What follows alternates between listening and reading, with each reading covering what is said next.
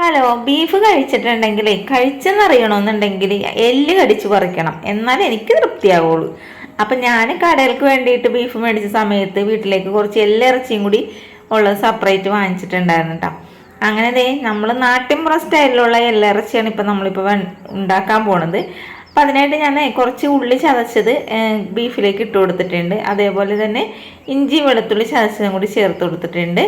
ഇനി ഒരു തക്കാളി അരിഞ്ഞതും കൂടി നമുക്ക് ഇട്ട് കൊടുക്കാം. ഞാനിപ്പേ നാട്ടിൻപുറ സ്റ്റൈലിലുള്ള ബീഫ് കറിയാണ് ഉണ്ടാക്കണത്. കാരണം നമ്മുടെ മാമ പറഞ്ഞു തന്ന റെസിപ്പിയാണിത്. അവരൊക്കെ ബിരിയാണി ഉപ്പുകാരും പാചകക്കാരൊക്കെയാണ്, ഉമ്മാൻ്റെ ആങ്ങളമാരൊക്കെ. അപ്പോൾ ആ ഒരു കൈപ്പുണ്യം നമുക്ക് ചെറുതായിട്ട് കിട്ടിയിട്ടുണ്ട്. അപ്പോൾ ആ ഒരു റെസിപ്പിയാണ് ഇപ്പോൾ ഉണ്ടാക്കുന്നത് കേട്ടോ. പിന്നെ മുളക് പൊടി, മഞ്ഞൾപ്പൊടി, ഗരം മസാലപ്പൊടി, മീറ്റ് മസാല, പിന്നെ കുറച്ച് വെളിച്ചെണ്ണയും കൂടി ഒഴിച്ച് കൊടുത്തിട്ടുണ്ട്.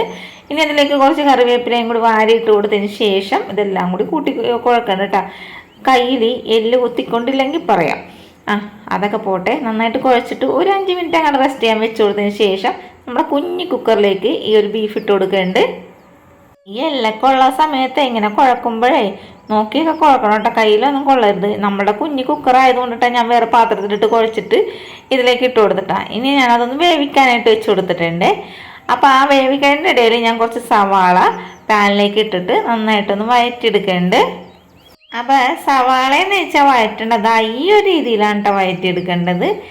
അപ്പോഴേക്കും നമ്മുടെ ബീഫൊക്കെ വെന്താണെന്ന് ഞാൻ തുറന്ന് നോക്കണ്ട കേട്ടോ. അതാ ബീഫൊക്കെ നന്നായിട്ടൊക്കെ വെന്തിട്ടുണ്ടെന്ന് തോന്നണ്.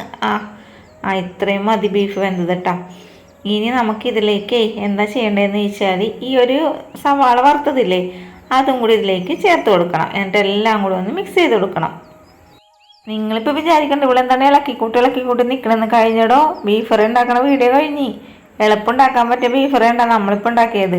പിന്നെ ഒന്നും നോക്കിയില്ല, ഒരു ചട്ടി എടുത്ത് വെച്ച് അപ്പുറത്ത് വിട്ട് ഒരു വാഴ വെട്ടി അതിൻ്റെ മുകളിലേക്ക് ഈ ബീഫ് കറി ഇട്ട് കൊടുത്ത് എണ്ണയ്ക്ക് ഒഴുകി വന്ന വരവ് കണ്ട നല്ല ചൂട് ബീഫ് കറിയാണേ. അയ്യോ, ഒരു കാര്യം വിട്ടു കേട്ടാ, കപ്പ മേടിച്ചെന്നെങ്കിൽ പൊളിച്ചാനെന്നിട്ടാ. ബീഫും കപ്പയും പോട്ടെ, ചോറ് കൊണ്ട് അഡ്ജസ്റ്റ് ചെയ്യാം. നമ്മുടെ ഇവിടെ ചോറാണ് വെച്ചേക്കണതേ. എന്ത് ചെയ്യാനുണ്ടെങ്കിൽ ചില സമയത്തൊക്കെ നമുക്ക് ഒടുക്കത്തെ മറവിയായിരിക്കും കേട്ടോ. അപ്പോഴേ വേറൊരു കാര്യം പറയാൻ വിട്ടു കേട്ടോ. വീഡിയോ ഇഷ്ടപ്പെട്ടാൽ ഉണ്ടാക്കാൻ മറക്കരുത്. അതേപോലെ തന്നെ നമ്മുടെ ചാനൽ സപ്പോർട്ട് ചെയ്യാനും ലൈക്ക് ചെയ്യാനും ഷെയർ ചെയ്യാനും പിന്നെന്താ കമൻറ്റ് ചെയ്യാനും മറക്കരുത്. ഇത്രയും നേരം വീഡിയോ കണ്ടതിന് ഒരുപാട് നന്ദി. Thank you.